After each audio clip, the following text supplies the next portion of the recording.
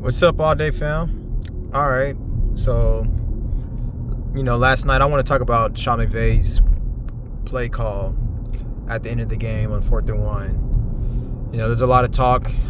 A lot of people agree with what Sean McVay did, and I agree with what he did. I agree with everything Sean McVay does. Sean McVay is one of my favorite coaches. I think he's a really great coach, even though he coaches on the opposite side of the, I guess you could say, of the stadium.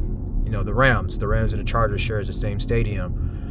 But I've always had respect for Sean McVay. I think he's a phenomenal, great coach. And again, I don't think there was anything wrong with his play call, 4th and 1. He knew what he was doing, and he obviously had a plan of how they was going to execute that game. He's coaching to win the game. He's not coaching to for ties or whatever. He's coaching to win. And win now.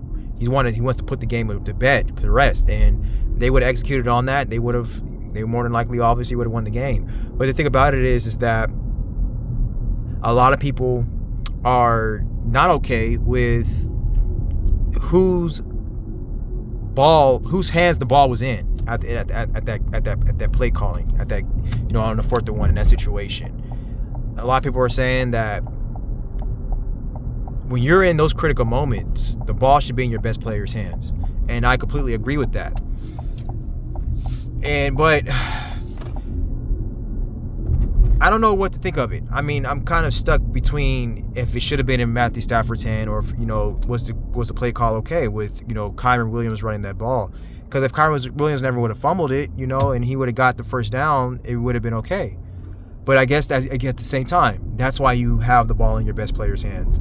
And I think I do agree with that.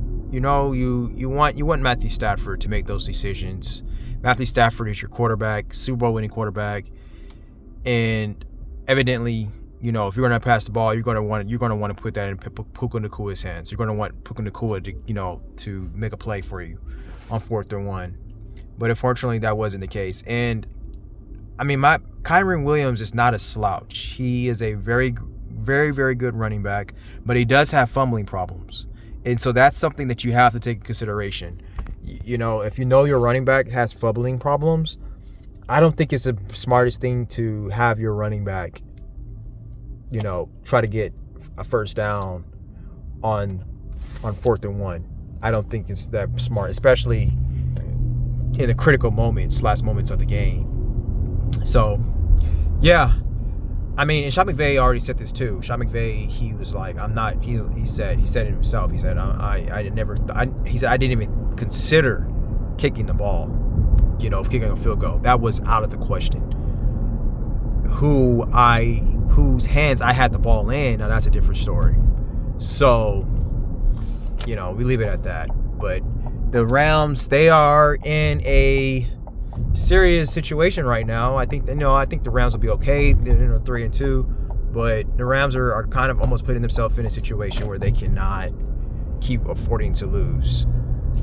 So it's gonna be very interesting these next weeks, man, of this NFL season. That's the thing about the NFL. It's so interesting, and it's always has the stakes are always high, and so let's see what's going. Let's see how the Rams is going to bounce back from this loss.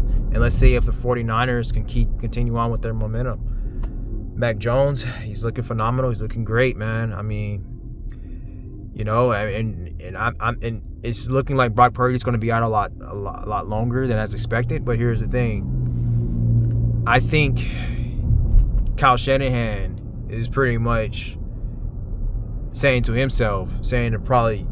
Brock Purdy, hey, man, take as much time as you possibly need. Because the way Mac Jones is playing right now, I don't think they're trying to rush Brock Purdy to come back.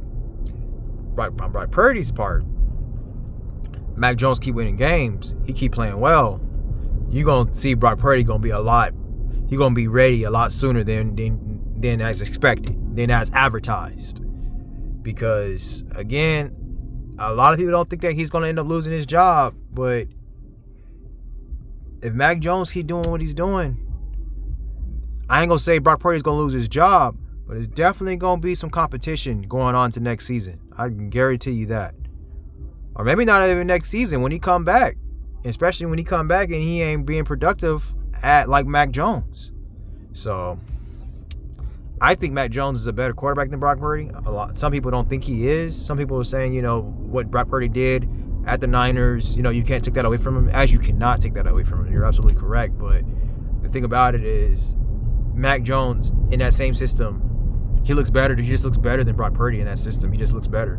The thing that might limit Mac Jones is that he's not as mobile as Brock Purdy. He doesn't have the ability to extend plays like Brock Purdy does. So that could come back to bite him. But at the same time, it may not. I mean, Mac Jones is going to be cerebral in the pocket, throwing them quick, fast plays, fast pockets, and being on time. Anticipation is a crucial, essential skill for a quarterback to have. So in Mac Jones's anticipation skill set as a quarterback is great. It's phenomenal, and that's one of the reasons why he played so well last night. I mean, he's been playing well since he's been starting. So, and I think that's another reason why he's going to continue to keep playing well. Sometimes you just need a new team, need a new environment. I mean, when you're a player, sometimes these players, man, they'll go get drafted to one team and they'll look like completely trash at one team. And then they'll go to a whole nother team and you'll be like, dang, what did you take? What you want? They just all of a sudden just start snapping out of nowhere. Some players, they are just so great with given the environment that they're put in.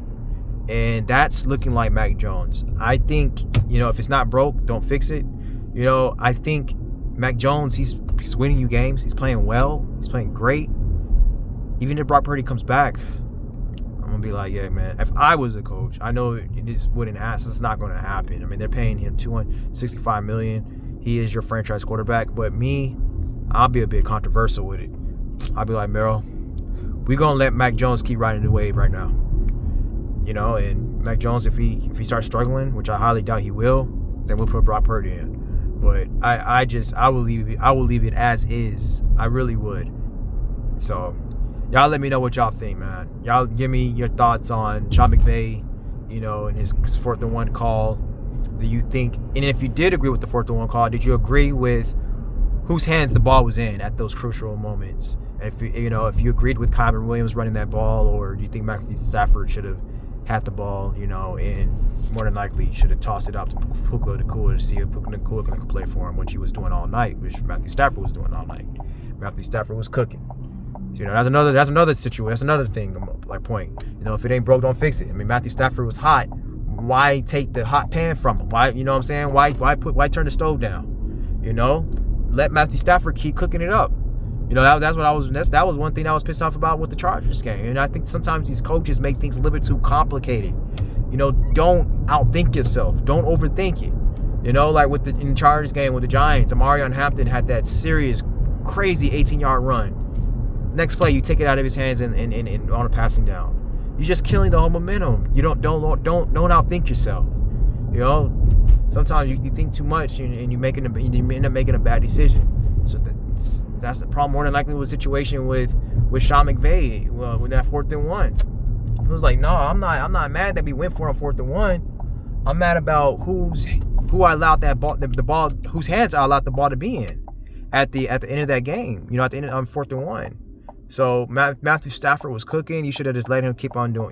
Just let Matthew Stafford, go ahead and snap out. Keep cooking. Keep turn that defense up, which he did. I mean, he nearly threw for almost 400 yards last night.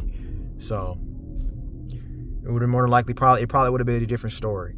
So y'all let me know what y'all think, man. Chime in and what do you think about the Brock Purdy, Mac Jones situation? Who do you think should be starting when if Brock Purdy comes back, or it's in general? Do you just think Mac Jones should just ride away with that, man?